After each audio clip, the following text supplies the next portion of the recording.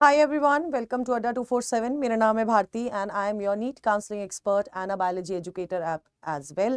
MCC round 5 का result आ गया था, उसमें कितनी सीट्स फिल हुई हैं, सीट मैट्रिक्स में पहले कितनी सीट्स थी, क्या राउंड 6 होगा और अगर राउंड 6 होगा तो एक्चुअल में अभी इस पॉइंट ऑफ टाइम पर कितनी सीट्स जो हैं वो बची हुई हैं MBBS, BDS या फिर BSc नर्सिंग में।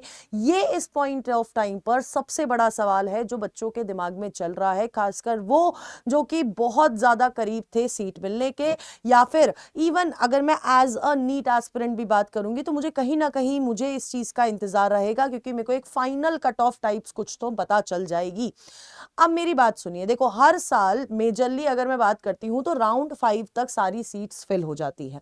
क्या इस साल ऐसा हुआ है? तो लेट्स गेट स्टार्टेड, मैं आपको बताती हूं। ठीक है, तो अगर मैं बात करती हूं आपका MBBS, BDS और BSc नर्सिंग कोर्सेज के लिए, तो बेटा जी सारी सीट्स जो है इस राउंड में फिल कर दी गई है।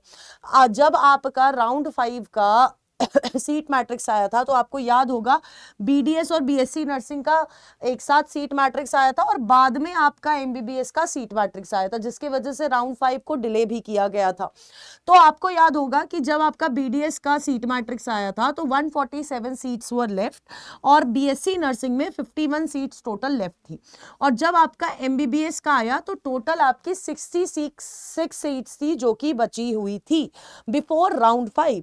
लेकिन आफ्टर राउंड 5 ये जो वैकेंसी है बेटा जीरो हो गई है क्योंकि सारी सीट्स फिल हो चुकी है। अब आप पूछोगे कि मैम अगर ये सारी सीट्स फिल हो चुकी है तो क्या ऐसी पॉसिबिलिटी बन सकती है कि राउंड 6 हो ही ना, या राउंड 6 होगा तो किन कंडीशन पे होगा? अब मैं आपको वही जवाब देती हूं कि अगर राउंड 6 होता है तो आपको याद होगा जब हमने राउंड 5 की एनालिसिस निकाली थी अकॉर्डिंग कि कितने कितने लोगों को सीट मिल गई, तो स्टार्टिंग में ऐसा बोला गया था कि आपकी जो MBBS की जो सीट्स है वो हमारे अकॉर्डिंग कुछ 807 सीट बची हुई थी और वो सारी की सारी राउंड 4 में फिल हो चुकी थी, है ना। सारी सीट्स को क्या बताया गया था? फिल बताया गया था कि सारी सीट्स भर चुकी हैं। BDS का जो नंबर राउंड 4 के बाद बचा था उसमें भी इंक्रीज हमें दिखाई दिया था। इवन BSc नर्सिंग में भी हमारे पास सीट्स तो जो थी अकॉर्डिंग टू द डेटा ज्यादा बची थी। अब ऐसा क्यों होता है?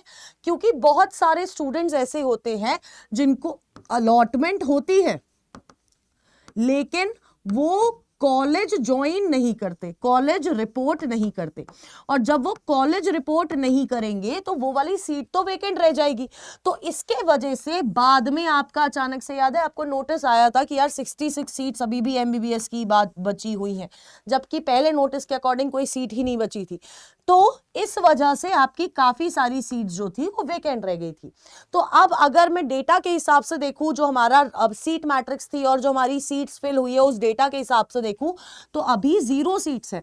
लेकिन अगर ऐसा कुछ होगा, क्योंकि इस साल तो डिपार्टमेंट वाला रूल भी नहीं है ना, तो अब डिपार्टमेंट वाला रूल नहीं है तो बच्चों को ये लग रहा है कि यार अब मुझे ये कॉलेज, फॉर एग्जाम्पल मुझे कॉलेज मिल गया है, अब मैं ये सीट नहीं लेता हूं तो अगले साल का नीट का पेपर ही दे दूंगा, और नीट का पेपर दे रहे हो उसके लिए मैं बताऊंगी कुछ बढ़िया सा लेके आई हूं। लेकिन अगर आप लोग कॉलेज में जाके रिपोर्ट नहीं कर रहे हो तो बेटा जी आपकी जो सिक्योरिटी डिपॉजिट था वो फोरफिट हो गया होगा। और अगर ये सिक्योरिटी डिपॉजिट फोरफिट हो गया है तो बेटा जी फिर वेट करना बंद कर दो कि आपकी सिक्योरिटी डिपॉजिट वापस आएगी, नहीं आने वाली है सिक्योरिटी डिपॉजिट बाहर। ठीक है, तो राउंड 6 इसी कंडीशन में होगा जब रिपोर्टिंग के बावजूद भी सीट्स वेकेंट रह जाएंगी, तभी आपका राउंड 6 होगा, वरना राउंड 6 नहीं होने वाला है। ठीक है, अगर वेकेंट रहेंगी तो, वरना नहीं होगा। और यूजुअली भी हर साल ऐसे ही होता है, राउंड 5 तक सारी सीट्स फिल हो जाती है।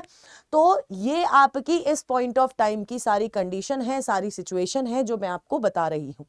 ठीक है, अब पॉइंट ये है कि अगर अब राउंड 6 नहीं होता है तो बहुत सारे बच्चे वो होंगे जो कि क्या कहते हैं उसे, जो कि आपका आप फिर से नीट की तैयारी करना शुरू हो चुके होंगे, कुछ ने प्लान बी ही अपना एक्सेप्ट कर लिया होगा, लेकिन जो बच्चे अभी भी नीट की तैयारी कर रहे हैं और अपना कोर्स पूरा रिवाइज करना चाहते हैं, तो बेटा जी आपको सारथी क्रैश कोर्स मिल रहा है सिर्फ 1999 में।